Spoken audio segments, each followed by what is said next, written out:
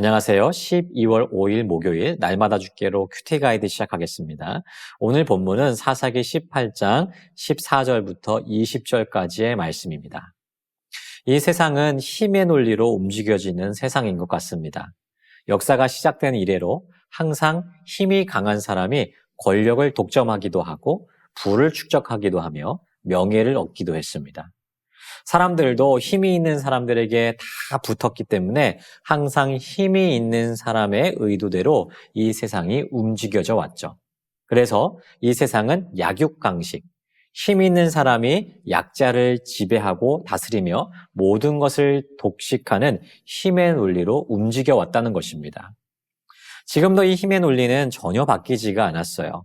그래서 사람들은 어떻게든 자그마한 힘과 권력이라도 얻기를 원하고 자신이 가진 이 힘과 권력을 통해서 많은 것을 통제하고 다스리기를 원하는 그런 본능으로 살아가고 있는 것은 아닌가 생각을 해보게 됩니다.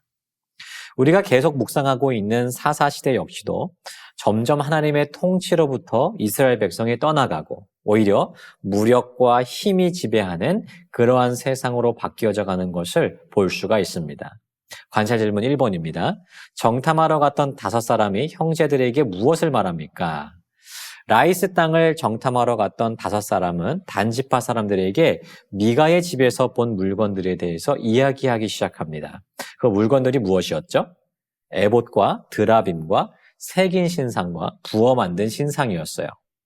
이들이 물건에 대해서 이야기하는 이유가 무엇일까요? 아마도 이 물건들이 자신들에게 큰 유익을 줄 수 있으니까 이것을 빼앗자는 뜻을 이 안에서 암시하고 있는 것입니다. 관찰 질문 2번입니다. 5사람이 미가의 집에 들어가서 가지고 나온 것은 무엇입니까? 이에 이 사람들은 미가의 집에 들어가서 에봇과 드라빔과 새긴 신상과 부어 만든 신상 모든 것을 강제로 빼앗아 옵니다. 이에 미가의 집에 있었던 제사장이요, 그들에게 너희가 지금 무슨 일을 벌이고 있느냐라고 항의를 하게 되죠. 다른 이의 것을 강제로 빼앗는 이 단지파의 모습을 보면서 여러분 우리가 깨닫게 되는 것이 무엇입니까? 단지파 사람들은요, 하나님보다 우상을 더 믿던 사람들이었다는 사실이죠. 또한 그 우상을 믿고 신뢰할 뿐만 아니라 자신들의 이익을 위해서라면 다른 사람의 것을 억지로 함부로 빼앗는 그러한 일도 서슴지 않았던 그런 악한 사람이었다는 사실을 우리가 알 수 있게 되는 것이죠. 관찰 질문 3번 보겠습니다. 단지파 사람들이 미가의 제사장에게 회유한 것은 무엇입니까? 제사장이 단지파 사람들에게 항의를 하자 그들이 제사장에게 했던 말이 무엇입니까? 일단은 조용히 하라는 거예요. 그러면서 제사장을 회유하기 시작하는데요. 무엇이라고 이야기합니까? 지금 내가 있는 그 위치를 한번 생각해 보라는 것이죠. 지금 너는 어느 한 작은 집에서 이 제사장 역할을 하고 있지만 만약 내가 우리 지파로 오게 된다라고 한다면 한 집이 아니라 한 족속의 제사장이 될 수 있지 않겠냐는 것입니다.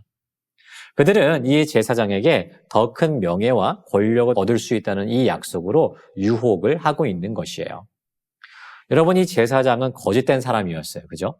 그럼에도 제사장이라는 이름을 갖고 있다라고 한다면 최소한 사명을 따라서 움직여야 되는 그러한 사람이었어야 됩니다. 하지만 20절을 보시면요. 이 사람은 하나님에 대한 충성심이나 사명이 아니라 인간적인 영광과 보상에 더 집착하고 있었다는 것을 보게 됩니다. 말씀을 한번 정리해 보겠습니다. 여러분 어떠십니까?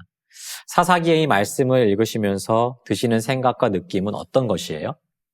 이렇게 무질서하고 어쩌면 이렇게 하나님의 뜻에 벗어나 있을까 하는 안타까운 생각과 마음이 들지 않으십니까? 단 지파는 자신들이 가지고 있는 힘을 이용해서 다른 사람의 것을 빼앗고 있습니다. 그리고 제사장을 향해서 더 좋은 자리, 더 큰 보상으로 유혹하면서 그를 자신들의 제사장으로 만들려고 했어요. 그뿐 아닙니다.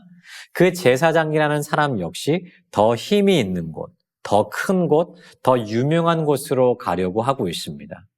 어느 누구도 하나님의 뜻을 물어보는 사람이 없고요. 그 누구도 무엇이 옳은지를 고민하지 않고 있어요. 모든 것이 힘의 논리로 움직여지고 있습니다. 힘의 논리로 움직여지는 것은 세상의 논리잖아요. 그런데 지금 하나님의 백성이라는 사람들이 세상과 똑같은 논리로 움직이고 있는 것이죠. 실로 안타까운 상황이 아닐 수 없습니다. 그런데 여러분, 이들의 이 말도 안 되는 모습이 혹 우리의 모습은 아닌지 돌이켜볼 수 있었으면 좋겠어요.